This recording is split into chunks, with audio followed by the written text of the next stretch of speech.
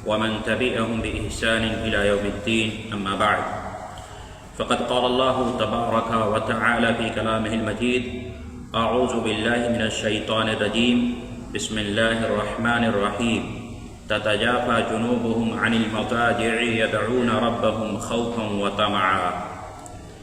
محترم ناظرین کرام، دروس رمضانیہ میں مرکز الدعوہ السلفیہ کی جانب سے آپ تمامی حضرات کا ایک بار پھر سے پرتپاک خیر مقدم ہے۔ آج کے درس کا موضوع ہے تراویح کے احکام و مسائل۔ محترم ناظرین، یہ اللہ رب العالمین کا ہم پر انعام ہے، اکرام ہے کہ ہم عام دنوں میں نماز تہجد کا اہتمام نہیں کر پاتے، لیکن جیسے ہی رمضان مبارک کا مہینہ آتا ہے، اللہ رب العالمین کی توفیق اور اس کے فضل و انعام سے ہم نماز تہجد جیسی عبادت کو بخوبی بجا لاتے ہیں، اور اس کو ہم رمضان مبارک کے مہینہ میں تراویح کے نام سے پڑھتے ہیں۔ آئیے اسی ضمن میں تراویح کے احکام و مسائل کیا ہیں اور تراویح پڑھنے کی فضیلت کیا ہے، کتاب و سنت کی روشنی میں جاننے کی کوشش کرتے ہیں۔ اسلامی بھائیوں، سب سے پہلے لفظ تراویح پہ آتے ہیں۔ تراویح یہ ترویحتن کی جمع ہے، جس کے معنی ہے نمازی کے 4 رکعت کے بعد آرام کرنے کو کہتے ہیں تراویح۔ یعنی رمضان مبارک کے مہینے میں جو تراویح کی نماز ہم پڑھتے ہیں، تو ہر 4 رکعت کے بعد تھوڑی دیر کے لیے جو ہم استراحت کرتے ہیں اس کو تراویح کہتے ہیں۔ اسی طرح سے چاہے آپ کا قیام رمضان ہو، صلاۃ اللیل ہو، قیام اللیل ہو، تہجد کی نماز ہو یا تراویح، دراصل ایک ہی نماز کے یہ مختلف نام ہیں۔ رمضان کے علاوہ باقی ایام میں ہم اس نماز کو نماز تہجد کے نام سے جانتے ہیں، لیکن رمضان مبارک کے مہینہ میں اسی نماز کو ہم عشاء کے وقت میں فرض نماز کے بعد تراویح کے نام سے باجماعت پڑھتے ہیں۔ الحمدللہ کی لذی بنعمتہ تتم الصالحات۔ پیارے بھائیوں، اب آئیے یہ جاننے کی کوشش کرتے ہیں کہ نماز تہجد کا وقت کیا ہے۔ نماز تہجد کا جو افضل وقت ہے وہ رات کا پچھلا پہر ہے۔ ویسے تو یہ نماز رات کے شروع حصے میں، بیچ حصے میں اور اخیر حصے میں کبھی بھی پڑھی جا سکتی ہے، لیکن نماز تہجد پڑھنے کا جو افضل وقت ہے وہ ہے رات کا سہ پہر ہے۔ اس وقت ہمیں نماز تہجد پڑھنے کا اہتمام کرنا چاہیے۔ البتہ یہی نماز جب رمضان مبارک میں ہم ادا کرتے ہیں تو یہ اللہ رب العالمین کا خاص انعام ہوتا ہے کہ ہم رات کے شروع حصے میں نماز عشاء کے بعد، فرض نماز پڑھ لینے کے بعد، ہم اس نماز کو باقاعدہ جماعت کے ساتھ ادا کرتے ہیں۔ اب آئیے نماز تہجد کی ترغیب قرآن کریم کی طرف سے کیا ہے، اور قرآن کریم ہمیں نماز تہجد کی کس قدر ترغیب دیتا ہے، یہ بھی جان لیتے ہیں۔ اللہ رب العالمین نے کسی ایک جگہ نہیں، متعدد مقامات پہ نماز تہجد کے لیے ابھارا ہے اور ایسے لوگوں کی تعریف فرمائی ہے جو نماز تہجد کا اہتمام کرتے ہیں۔ سورہ فرقان آیت نمبر 64 میں اللہ رب العالمین نے ارشاد فرمایا، والذین یبیتون لربہم سجدا وقیاما۔ اپنے محبوب بندوں کی صفات حسنہ بیان کرتے ہوئے اللہ نے کہا کہ وہ لوگ جو اپنے رب کے سامنے سجدہ اور قیام کرتے ہوئے رات گزارتے ہیں۔ اسی طرح ایک دوسری جگہ ہے اہل ایمان کی نیک خصلتوں کا ذکر کرتے ہوئے اللہ رب العالمین نے ارشاد فرمایا تتجافى جنوبهم عن المضاجع يدعون ربهم خوفا وطمعا، کہ ان کے پہلو بستروں سے الگ ہوتے ہیں، وہ اپنے رب کو خوف اور امید کے ساتھ پکارتے ہیں۔ اسی طرح سے سورۃ الذاریات آیت نمبر 18 میں ہے وَبِالْأَسْحَارِ هُمْ يَسْتَغْفِرُونَ، کہ رات کے پچھلے پہر وہ اللہ رب العالمین سے بخشش طلب کرتے ہیں۔ تو یہ رہی نماز تہجد کی ترغیب جو کہ ہمیں قرآن کریم سے دی گئی ہے۔ اب آئیے احادیث نبویہ کی طرف چلتے ہیں۔ احادیث مبارکہ میں محمد رسول اللہ صلی اللہ علیہ وسلم نے ہمیں نماز تہجد کی کس قدر ترغیب دی ہے۔ آئیے صحیح الجامع للالبانی حدیث نمبر 7865 حدیث یوں ہے، عبداللہ بن سلام سے مروی ہے کہ اللہ کے نبی صلی اللہ علیہ وسلم نے ارشاد فرمایا یا ایھا الناس افشوا السلام، اے لوگو سلام کو عام کرو، واطعموا الطعام، کھانا کھلاؤ، وصلوا الارحام، رشتوں کو جوڑ کے رکھو، وصلوا باللیل والناس نیام، اور رات میں اٹھ کر کے نماز پڑھو جبکہ لوگ سو رہے ہوں، تدخلوا الجنت بسلام، اللہ کے نبی نے فرمایا کہ تم سلامتی کے ساتھ جنت میں داخل ہو جاؤ گے۔ تو آپ دیکھیں جنت میں داخل ہونے کے لیے اللہ کے نبی صلی اللہ علیہ وسلم نے یہ چند نسخے ہمیں بتلا دیے کہ سلام کو عام کریں، کھانا کھلائیں مسکینوں کو، غریبوں کو، اسی طرح سے رشتوں کو جوڑ کر کے رکھیں، اور راتوں کو اٹھ کر کے نماز تہجد وغیرہ کا اہتمام کریں، تو انشاءاللہ اس کی وجہ سے جنت میں بآسانی ہم داخل ہو سکیں گے۔ اسی طرح سے ایک دوسری حدیث ہے جو کہ صحیح بخاری کی ہے، حدیث نمبر 1901، حضرت ابو ہریرہ حدیث کے راوی ہیں۔ حضرت ابو ہریرہ رضی اللہ تعالی عنہ کہتے ہیں کہ اللہ کے رسول صلی اللہ علیہ وسلم نے ارشاد فرمایا من قام لیلۃ القدر ایمانا واحتسابا غفر له ما تقدم من ذنبه، جس نے رمضان مبارک کے مہینہ میں قیام کیا، قیام اللیل کیا، تو اس کے پچھلے گناہ معاف کر دیے جاتے ہیں۔ پیارے بھائیو دیکھیں فضیلت دیکھیے نماز تراویح کی یا نماز تہجد کی، کہ جو شخص رمضان مبارک کے مہینہ میں قیام کرے، من قام لیلۃ القدر ایمان و احتسابا، لیلۃ القدر میں جو قیام کرے، ایک روایت میں من قام رمضان ایمان و احتسابا، جو رمضان مبارک کے مہینہ میں قیام کرے ایمان کے ساتھ، اللہ سے اجر و ثواب کی امید رکھتے ہوئے، تو اللہ رب العالمین اس کے ما تقدم گناہوں کو بخش دیتے ہیں۔ اسی طرح سے ایک دوسری روایت کی طرف چلتے ہیں۔ حضرت عمرو بن مرہ جہنی کہتے ہیں کہ قضاء کا ایک شخص نبی صلی اللہ علیہ وسلم کی خدمت میں حاضر ہوتا ہے، کہتا ہے اے اللہ کے رسول، اگر میں 5 وقت کی نماز پڑھوں، کتنا؟ 5 وقت کی نماز پڑھوں، اور اسی طرح رمضان کے روزے رکھوں، اور رمضان میں قیام کروں، اور زکوٰۃ ادا کروں، تو مجھے کیا ملے گا؟ یہ ایک شخص اللہ کے نبی صلی اللہ علیہ وسلم سے سوال کرتا ہے، پوچھتا ہے رمضان میں اگر قیام کروں، یعنی تراویح کا اہتمام کروں، تہجد کا اہتمام کروں، تو کیا ملے گا؟ آپ صلی اللہ علیہ وسلم نے فرمایا ان اعمال پر اگر انتقال ہو گیا تو صدیقین اور شہداء کے ساتھ شمار ہوگا۔ یعنی اگر کوئی شخص 5 وقت کی نمازیں پڑھے، رمضان کے روزے رکھے، اسی طرح سے رمضان میں قیام کرے اور زکوٰۃ کی ادائیگی کرے، اور ان اعمال کے ساتھ اگر اس کا انتقال ہوتا ہے تو انشاءاللہ العزیز اس کا شمار انبیاء کرام اور صدیقین اور شہداء کے ساتھ ہوگا۔ تو یہ رہی ترغیب قرآن کریم سے اور اسی طرح احادیث نبویہ سے۔ اب آئیے چلتے ہیں کہ تراویح کس طرح سے ادا کیا جائے، تراویح کیسے پڑھا جائے جماعت کے ساتھ، تنہا۔ تو اس سلسلے میں گو کہ تنہا بھی نماز تراویح پڑھنا جائز ہے، آدمی اکیلا بھی پڑھ سکتا ہے، اور اگر پڑھ لے تو درست ہے، جائز ہے، اس کی نماز ہو جائے گی، مگر جماعت سے نماز تراویح کا پڑھنا افضل ہے۔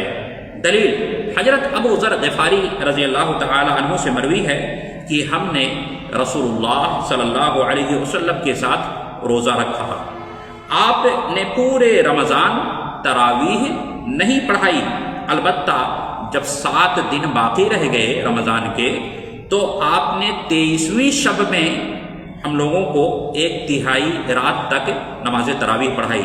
پھر اس کے بعد 24ویں شب کو ہمیں نماز تراویح نہیں پڑھائی.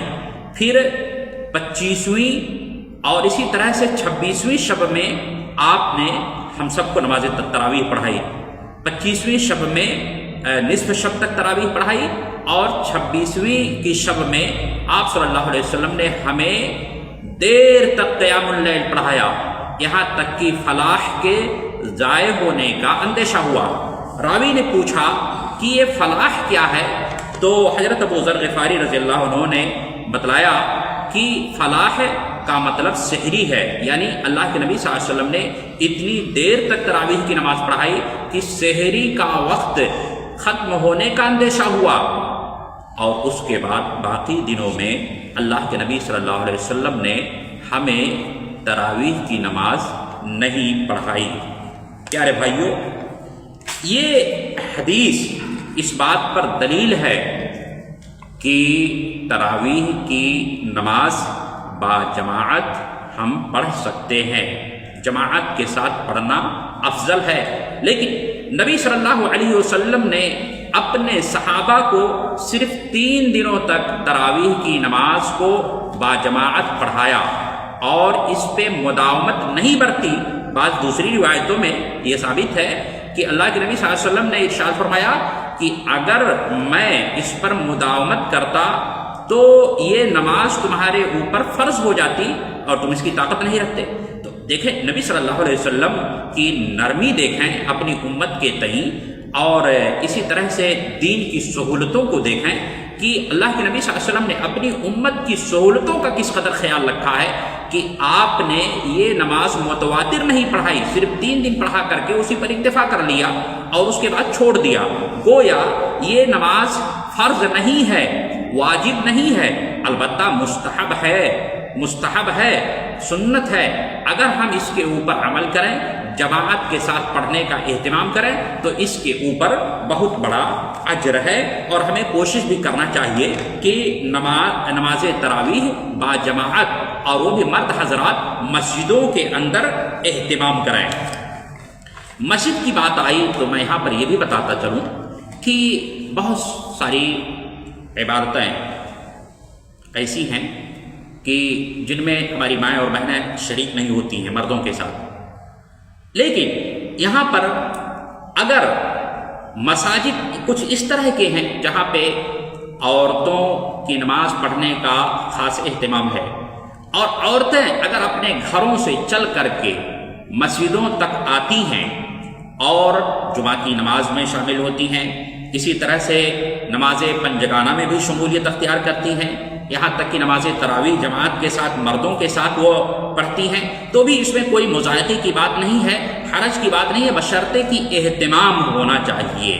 اگر اہتمام ہے مسجدوں کے اندر، پردے کا خاص خیال ہے، مرد و زن کے اندر اختلاط نہیں ہے، تو عورتیں بھی مسجدوں تک پہنچیں اور نماز تراویح جماعت کے ساتھ پڑھیں. اب یہاں پر آئیے یہ جان لیں کہ تراویح کی تعداد کتنی ہے. جیسا کہ ہمارے بہت سارے بھائی 20 رکعت بھی پڑھتے ہیں، اور علماء اہل حدیث کے یہاں نماز تراویح جو ثابت ہے وہ 8 رکعت ہے، اور اس کے دلائل ہیں، دلیل نہیں دلائل ہیں. 8 رکعت جو نماز تہجد ہے یا نماز تراویح، اس کے دلائل ہیں. میں 2-3 دلیلیں آپ کے سامنے پیش کروں گا کہ تراویح کی جو تعداد ہے وہ 8 رکعت ہے، اور وتر اگر شامل کر لیں تو کل 11 رکعت بن جاتی ہے. سب سے پہلی دلیل ان ابی سلامہ بن عبد الرحمن انہ سأل عائشہ رضی اللہ عنہا کیف كانت صلاة رسول اللہ صلی اللہ علیہ وسلم فی رمضان فقالت ما كان رسول اللہ صلی اللہ علیہ وسلم يزيد في رمضان ولا في غيره على 11 ركعة. رواہ البخاری، حدیث نمبر 1147. حضرت ابو سلمہ بن عبد الرحمن سے مروی ہے کہ انہوں نے اماں عائشہ رضی اللہ تعالی عنہا سے پوچھا، باقاعدہ سوال کیا کہ اللہ کے رسول صلی اللہ علیہ وسلم کی نماز رمضان مبارک میں کس طرح ہوا کرتی تھی؟ تو اما عائشہ رضی اللہ تعالی عنہا نے فرمایا کہ ما کان رسول اللہ صلی اللہ علیہ وسلم یزید فی رمضان ولا فی غیرہ علی 11 رکعتا، کہ اللہ کے رسول صلی اللہ علیہ وسلم رمضان ہو یا غیر رمضان، یعنی رمضان کے مہینے میں بھی اور رمضان کے علاوہ دوسرے دنوں میں بھی 11 رکعت سے زیادہ نہیں پڑھتے تھے، 11 رکعت سے زیادہ نہیں پڑھتے تھے۔ یہ حدیث اس بات پہ دلیل ہے کہ نماز تراویح کی جو تعداد ہے وہ 8 رکعت ہے، کیونکہ 11 رکعت میں 3 رکعت نماز وتر بھی شامل ہے، تو 3 رکعت کو اگر علیحدہ کر دیں تو باقی 8 رکعت ہی تو بچتی ہیں۔ تو گویا نماز تراویح یا تہجد 8 رکعت ہیں اور نماز وتر 3 رکعت۔ اللہ کے نبی صلی اللہ علیہ وسلم کا یہ عام طور پہ معمول تھا کہ 11 رکعت آپ پڑھتے تھے، 8 رکعت نماز تراویح اور 3 رکعت وتر۔ دوسری دلیل عن عمر رضی اللہ تعالی عنہ انه امر ابی بن کعب وتمیم الداری ان یقوم للناس ب11 رکعتا۔ حضرت عمر رضی اللہ عنہ سے مروی ہے کہ انہوں نے اس حدیث کے راوی غالباً حضرت سعید بن یزید ہیں، وہ کہتے ہیں کہ حضرت عمر فاروق رضی اللہ تعالی عنہ نے حضرت ابی بن کعب اور تمیم داری کو باقاعدہ حکم دیا ان یقوما للناس ب11 رکعتا، کہ وہ لوگوں کو رمضان میں 11 رکعت نماز تراویح پڑھانے کا اہتمام کرائیں، 11 رکعت لوگوں کو نماز تراویح پڑھائیں، جس میں 8 رکعت نماز تراویح اور 3 رکعت وتر، تو نماز تراویح مع وتر 11 رکعت لوگوں کو پڑھائیں۔ یہ کس کا حکم تھا؟ حضرت عمر فاروق رضی اللہ، ظاہر ہے متبع رسول حضرت عمر فاروق رضی اللہ تعالیٰ عنہ، جنہیں اللہ کے رسول صلی اللہ علیہ وسلم کی سنتوں سے اور آپ کی ذات سے اتنی محبت تھی کہ جب نبی صلی اللہ علیہ وسلم کا انتقال ہوا تو وہ یہ سننا گوارا نہیں کر رہے تھے کہ جو شخص یہ کہے گا نبی کا انتقال ہو گیا ہے اس کا سر میں تن سے جدا کر دوں گا۔ حضرت عمر فاروق رضی اللہ عنہ یہاں حکم دے رہے ہیں کس کو؟ حضرت ابی بن کعب کو اور تمیم داری کو، کس بات کے لیے؟ 11 رکعت پڑھانے کے لیے، 11 رکعت۔ تو ذرا تصور کریں حضرت عمر فاروق رضی اللہ تعالیٰ عنہ جو اسلام کے خلیفہ دوم ہیں، وہ یہ کہہ رہے ہیں گویا نماز تراویح کتنی ہے؟ 8 رکعت۔ اسی طرح تیسری دلیل حضرت عبداللہ بن عباس رضی اللہ تعالی عنہ کی روایت ہے کہ کان رسول اللہ صلی اللہ علیہ وسلم یصلی من اللیل 13 رکعتا، یہ مسلم کی روایت حدیث نمبر 764 ہے کہ اللہ کے نبی صلی اللہ علیہ وسلم رات کی جو نماز ہے یعنی نماز تہجد 11 رکعت پڑھتے تھے، اور صحیح بخاری میں حدیث نمبر 1140 میں ہے، کچھ اسی طرح کی حدیث ہے، اس میں البتہ اتنا زیادہ ہے کہ کان النبی صلی اللہ علیہ وسلم یصلی من اللیل 13 رکعتا، کہ نبی صلی اللہ علیہ وسلم رات میں 11 رکعت پڑھتے تھے، منہا الوتر و رکعت الفجر، 13 رکعت پڑھتے تھے۔ کتنا؟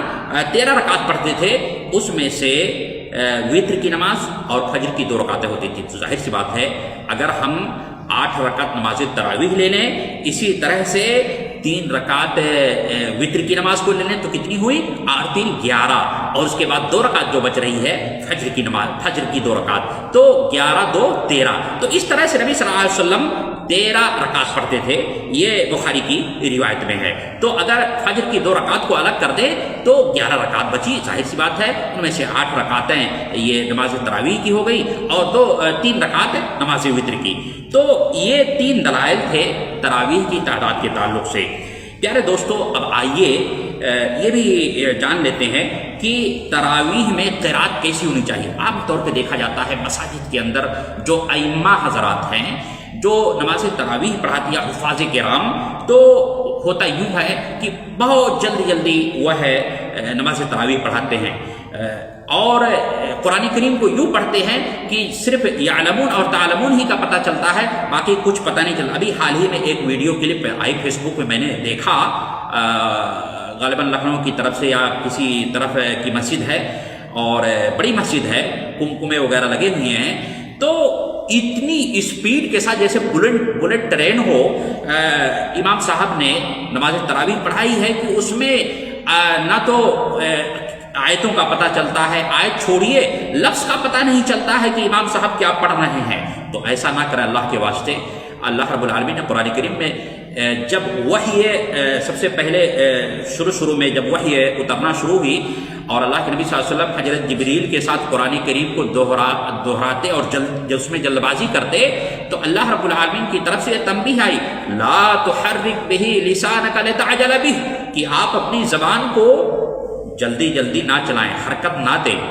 لا تحرک بہ لسانک لتعجل بہ ان علینا جمعہ وقرآنہ، اس کا جمع کرانا اور پڑھوانا یہ ہمارے ذمہ ہے.